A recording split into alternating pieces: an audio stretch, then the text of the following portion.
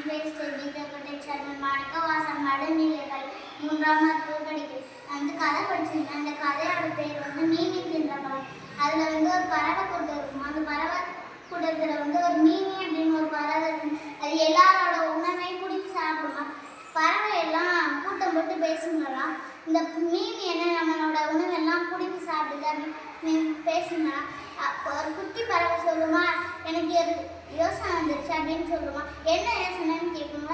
அந்த பழத்தை வச்சு தான் யோசனை அப்படின்னு சொல்லுங்க.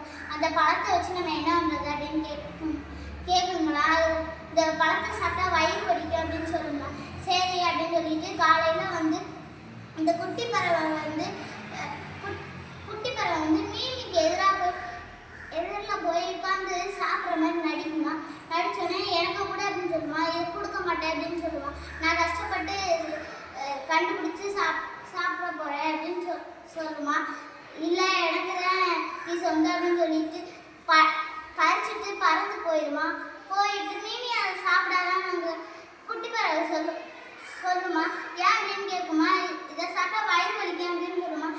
அது சிரிச்சுட்டு சாப்பிடுமா. சாப்பிட்டுட்டு கொஞ்ச நேரத்தில் வயிறு வலிச்சுமா. நீ சொன்னது போல நடந்துருச்சு, இப்போ நான் என்ன செய்யணும் அப்படின்னு கேட்குமா. நீ யாருக்கு உணவே சாப்பிட மாட்டேன்னு சொல்லு, வயிறு வலி நிற்கும் அப்படின்னு சொல்லுமா.